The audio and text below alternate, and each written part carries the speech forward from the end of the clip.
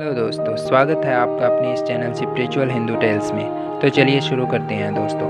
गणेश जी विघ्न विनाशक व शीघ्र खुश होने वाले देवता हैं। अगर कोई सच्चे मन से गणेश जी की वंदना करता है तो गौरी नंदन तुरंत खुश होकर उसे आशीर्वाद प्रदान करते हैं। वैसे भी गणेश जी जिस स्थान पर निवास करते हैं उनकी दोनों पत्नियाँ रिद्धि तथा सिद्धि भी उनके साथ रहती है। उनके दोनों पुत्र शुभ व लाभ का आगमन भी गणेश जी के साथ ही होता है। वैसे तो गणेश जी की काफ़ी लोक कथाएँ प्रसिद्ध हैं। उसमें से एक यह है, काफ़ी समय पहले की बात है। एक गांव में एक अंधी बुढ़िया रहती थी। वह गणेश जी की परम भगत थी। आंखों से भले ही दिखाई नहीं देता था, परंतु वह सुबह शाम गणेश जी की बंदगी में मगन रहती। नित्य गणेश जी की प्रतिमा के आगे बैठकर उनकी स्तुति करती, भजन गाती व समाधि में लीन रहती। गणेश जी बुढ़िया की भक्ति से बड़े खुश हुए। उन्होंने सोचा, यह बुढ़िया नित्य हमारा स्मरण करती है, परंतु बदले में कभी कुछ नहीं मांगती। भक्ति का फल तो उसे मिलना ही चाहिए। ऐसा सोचकर गणेश जी एक दिन बुढ़िया के सम्मुख प्रकट हुए तथा बोले, माई, तुम हमारी सच्ची भगत हो। जिस श्रद्धा व विश्वास से हमारा स्मरण करती हो, हम उससे खुश हैं। अतः तुम जो वरदान चाहो हमसे मांग सकती हो। बुढ़िया बोली, प्रभु, मैं तो आपकी भक्ति प्रेम भाव से करती हूँ। मांगने का तो मैंने कभी सोचा ही नहीं, अतः मुझे कुछ नहीं चाहिए। गणेश जी पुनः बोले, हम वरदान देने के लिए ही आए हैं। बुढ़िया बोली, हे सर्वेश्वर, मुझे मांगना तो नहीं आता। अगर आप कहे तो मैं कल मांग लूँगी।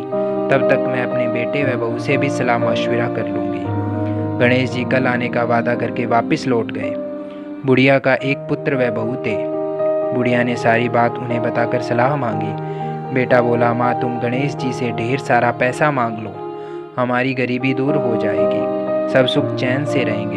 बुढ़िया की बहू बोली, नहीं, आप एक सुंदर पोते का वरदान मांगे, वंश को आगे बढ़ाने वाला भी तो चाहिए।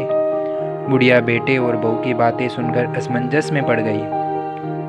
उसने सोचा, यह दोनों तो अपने अपने मतलब की बातें कर रहे हैं। बुढ़िया ने पड़ोसियों से सलाह लेने का मन बनाया। पड़ोसन भी नेक दिल थी। उसने बुढ़िया को समझाया कि तुम्हारी सारी जिंदगी दुखों में कटी है, अब जो थोड़ा जीवन बचा है वह तो सुख से व्यतीत हो जाए। धन अथवा पोते का तुम क्या करोगी? अगर तुम्हारी आंखें ही नहीं हैं तो यह संसारिक वस्तुएं तुम्हारे लिए व्यर्थ हैं। अतः तुम अपने लिए दोनों आंखें मांग लो। बुढ़िया घर लौट आई। बुढ़िया और भी सोच में पड़ गई। उसने सोचा, कुछ ऐसा मांग लूँ जिससे मेरा बहू व बेटे सबका भला हो। लेकिन ऐसा क्या हो सकता है? इसी उधेड़-धुन में सारा दिन व्यतीत हो गया। बुढ़िया कभी कुछ मांगने का मन बनाती तो कभी कुछ, परंतु कुछ भी निर्धारित न कर सकी। दूसरे दिन गणेश जी पुनः प्रकट हुए तथा बोले, आप जो भी मांगेंगे वह हमारी कृपा से हो जाएगा, यह हमारा वचन है। गणेश जी के पावन वचन सुनकर बुढ़िया बोली, हे गणराज, यदि आप मुझसे खुश हैं तो कृपया मुझे मन इच्छित वरदान दीजिए। मैं अपने पोते को सोने के गिलास में दूध पीते देखना चाहती हूँ। बुढ़िया की बातें सुनकर गणेश जी उसकी सादगी व सरलता पर मुस्कुरा दिए। बोले, तुमने तो मुझे ठग ही लिया। मैंने तुम्हें एक वरदान मांगने के लिए बोला था, परंतु तुमने तो एक वरदान में ही सब कुछ मांग लिया। तुमने अपने लिए लंबी उम्र तथा दोनों आंखें मांग ली, बेटे के लिए धन व बहू के लिए पोता भी मांग लिया। पोता होगा, ढेर सारा पैसा होगा, तभी तो वह सोने के गिलास में दूध पिएगा। पोते को देखने के लिए तुम जिंदा रहोगी तभी तो देख पाओगी। अब देखने के लिए दो आंखें भी देनी पड़ेगी। फिर भी वह बोले, जो तुमने मांगा है वे सब सत्य होगा।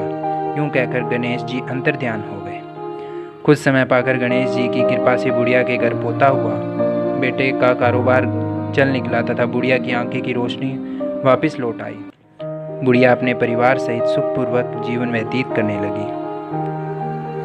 दोस्तों, अगर आपको यह वीडियो अच्छी लगी है तो इसे लाइक ज़रूर करें और इस तरह की लोक कथाओं के लिए चैनल को सब्सक्राइब करना ना भूलें। धन्यवाद।